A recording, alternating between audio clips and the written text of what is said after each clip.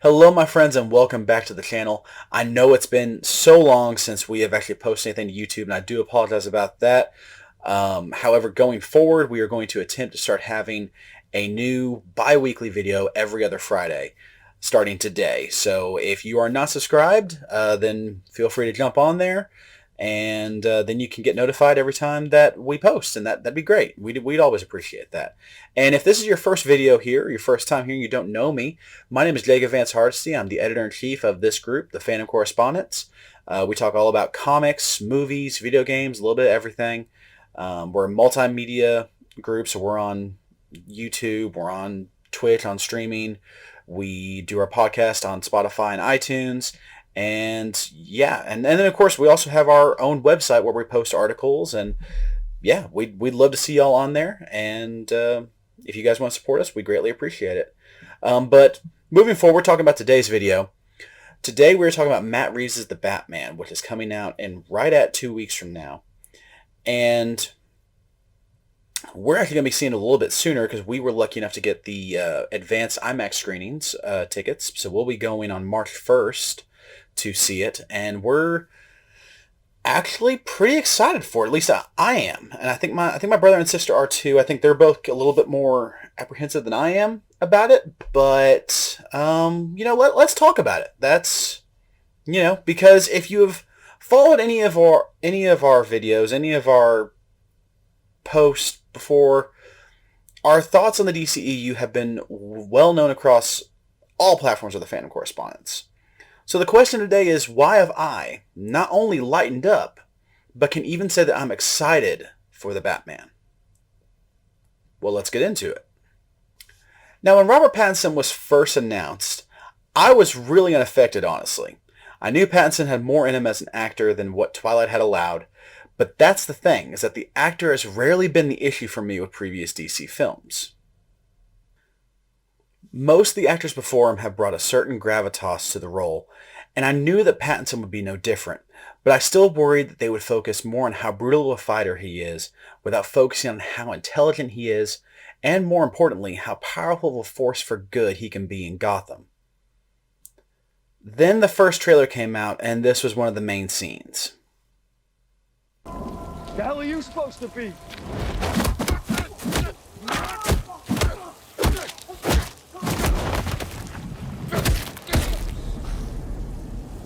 I'm vengeance. Now, once again, I don't mind Batman taking down a bunch of criminals. In fact, you could even say that I enjoy it. But if they don't balance the brutality of his fighting style with the good heart he has as a hero, then we have an issue. Fortunately, here in like the last month or so, they released an extended scene of the film, and I'm not going to play the whole thing.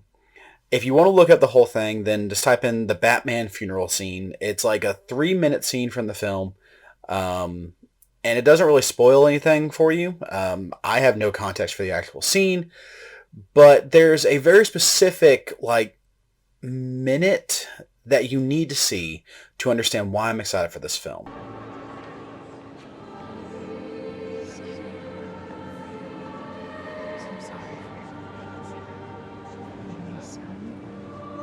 Excuse me, Chief. Can I talk to you? Gil Colson is missing. What? Hasn't been heard from since last night. Christ, not again. Hey, Mr. Wayne. You got people looking for him, Jim? Sent a couple guys to his house. Nothing. What did his wife say? She hadn't heard from him.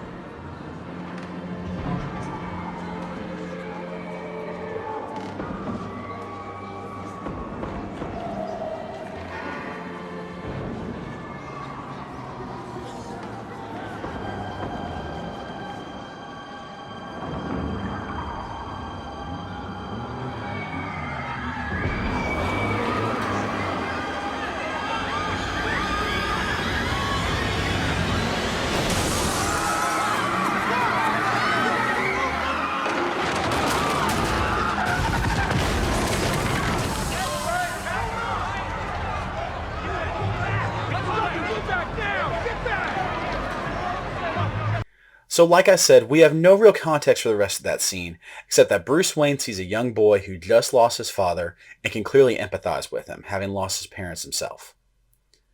That alone signals to me that they're moving in the right direction. I understand that Bruce Wayne having empathy might be a low bar to reach, but hey, this is just what we're dealing with. I'm rolling with it. It's fine. Speaking of which, the next thing we see is Bruce noticing that there's one figure that isn't moving as the danger outside approaches. I really, really like the stare down.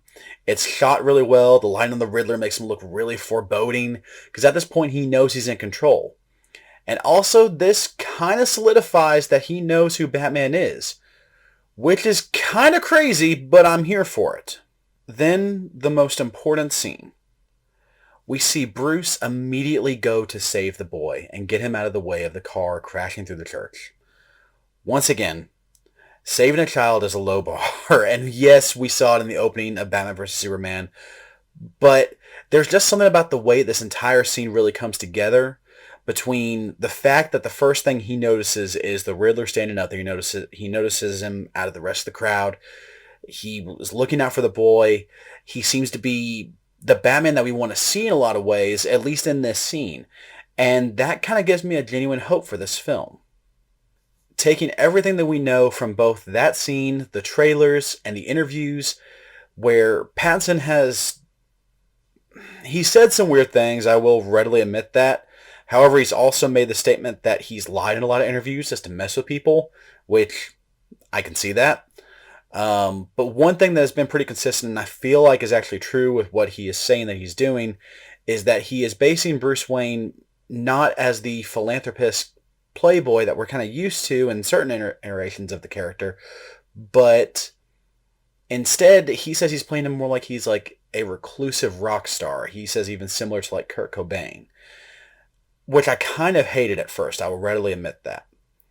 But the more that I've seen of it and the more that I start to think about it, I kind of like, well, you know, if I had all that money and I still had a lot of, you know, rage and mental trauma, then I'd honestly probably try to just get away from people as well, and especially in recent years. So yeah, no, I kind of get where Bruce Wayne's coming from at that point. And the thing is that just because he starts that way doesn't mean that it's going to end that way. In fact, Batman himself might not be the same by the end of this. The more that I really think about it, and what I really want to see, is I want to see Batman and Bruce Wayne become the heroes of Gotham that they need to be. I'm fine if we start off with, in this 3-hour-long movie, which is a long one, I'm fine if we start off with him in this kind of rage-filled depression where he's trying to use Batman to cope and he's trying to figure out who he needs to be, because supposedly this is only like the second year of him being Batman. But if we go through this movie and he stays the same and he's not changing to be a better hero by the end of it, and he's not becoming that hero sooner or later, then I'm going to be upset. But I don't know. I have a hope. I really do. That is the ultimate goal of this film, is to move Batman past the rage that we've seen in past iterations where all they wanted to focus on was him as a fighter and him bringing criminals to justice, which is important, don't get me wrong. But if you have all of that without having Batman being the heart and soul of Gotham, the savior of Gotham in a lot of ways, then you don't understand Batman, and you haven't really been focusing on what makes Batman the character he is. And I know that me being in a Superman shirt, you know, maybe I just love the idea of hope too much, but that's just where I'm kind of at. So, I don't know. But I am excited for this movie. I know that. And it's coming out here in a little bit. We'll have a full, you know, review after it, probably on our podcast. And yeah, I'm excited for it. And I hope to be able to share our thoughts with you then. And yeah, so be on the lookout for that. And once again, thank you all so much for watching. And as always, as we always want to say, fandom is for everyone. You guys have a wonderful day. We'll see y'all soon.